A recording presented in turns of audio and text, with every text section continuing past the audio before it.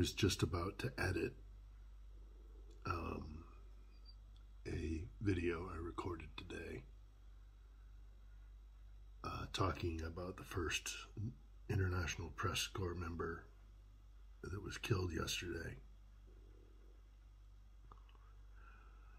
I'm a New York Times correspondent, and I'll finish editing it and I'll post it.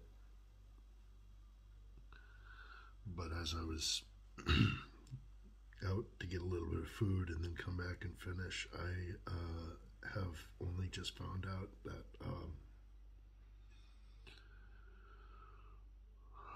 a very dear friend of mine was killed in the attack that injured Benjamin Hall at Fox.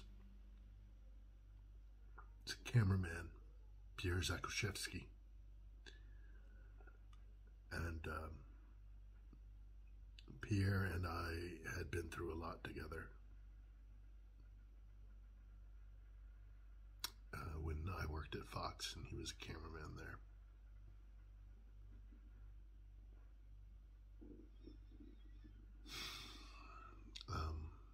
I'm still going to post the video. I'll do it because Pierre would have wanted me to.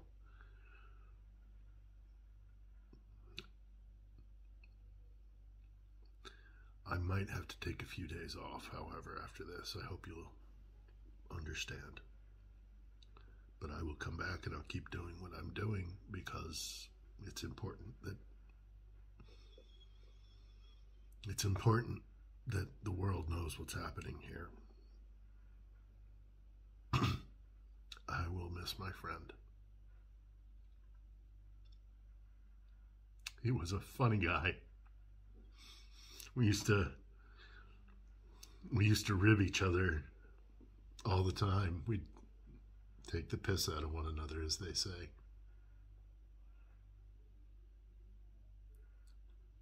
He used to give me rides to work.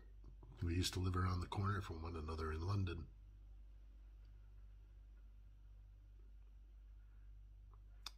This one hits a little too close to home.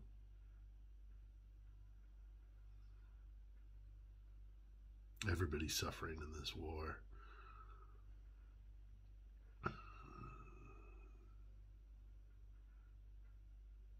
I'm going to miss him. He was a brave guy. He was smart. He was funny. He was always up for a laugh. He was always a hard worker. You could ask him to do anything and he'd do it.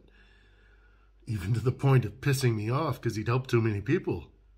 And I'd be a producer trying to get a live shot on and he was my cameraman.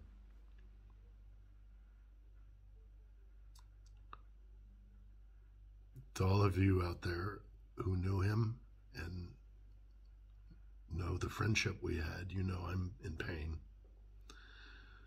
But I'll be okay.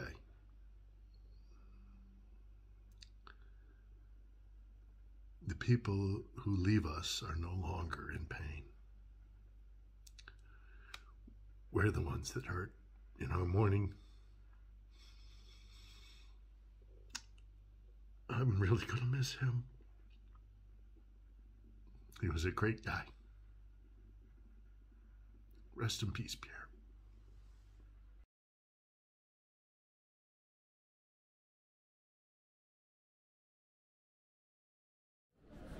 So here we are back in Lviv, but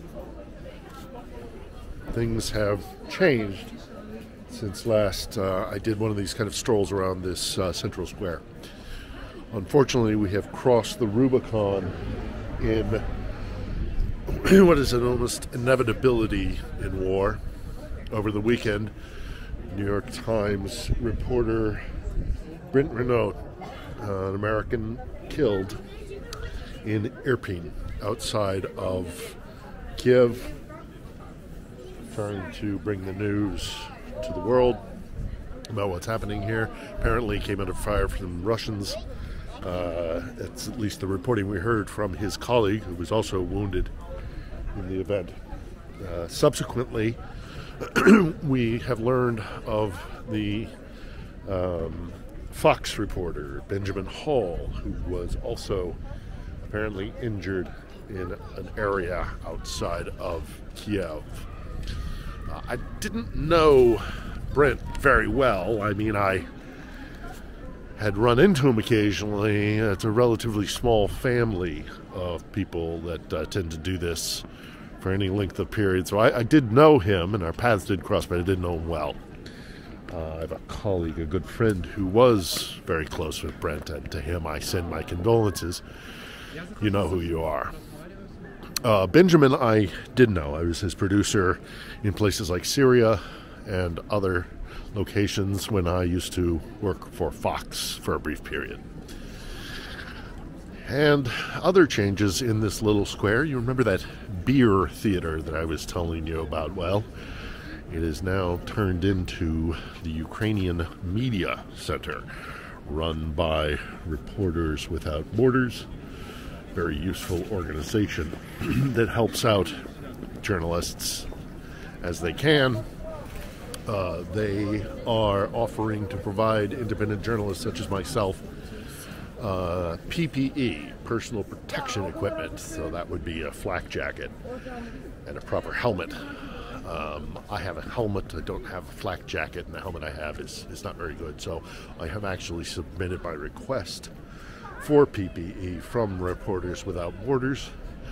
But in the email application, I did indicate that I did not feel that it was a priority for me to get in my hands on PPE immediately, and that other journalists who are going into the conflict zone, particularly Ukrainian journalists, should take priority over me.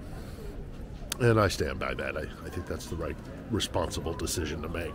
I will, however, at some point get my hands on some flak jacket or some PPE, flak jacket and a helmet, because increasingly it does look like the Russians are chucking ordnance our way.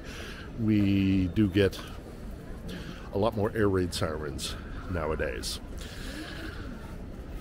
So it is one of those parts of doing this job.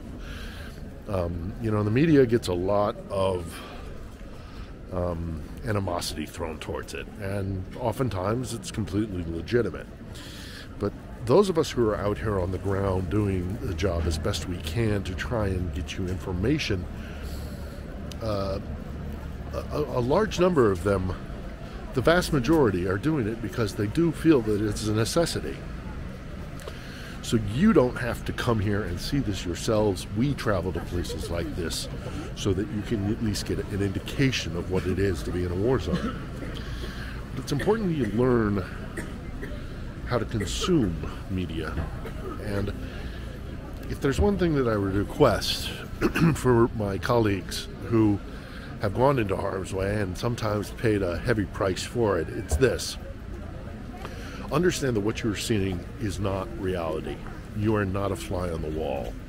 This is not a window into what is happening in the war zone. It is a representation. It is using this electronic device to convey my experience and my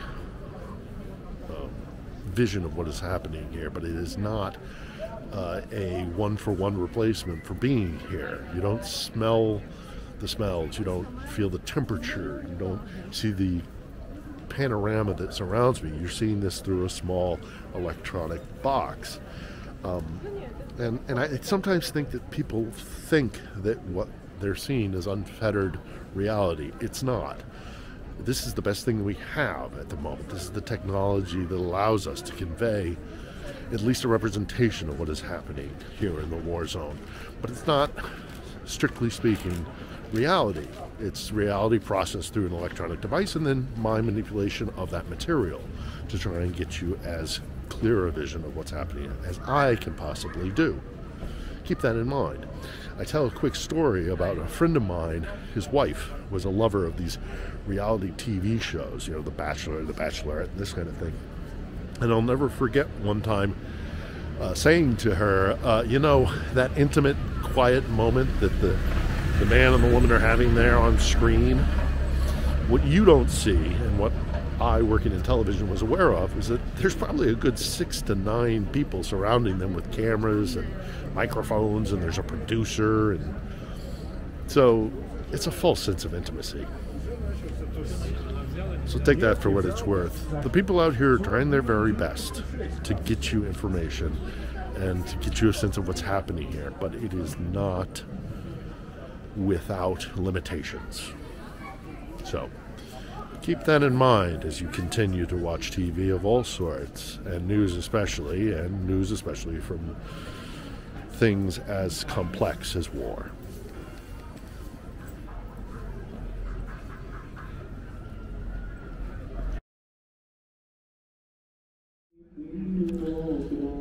We always have to be aware that the toll on journalists and the press is deeply sad, but the vast majority of people that are dying in this conflict are the people of Ukraine. Sadly, this is an increasingly common event. Funeral will be of 4 soldiers killed in this conflict.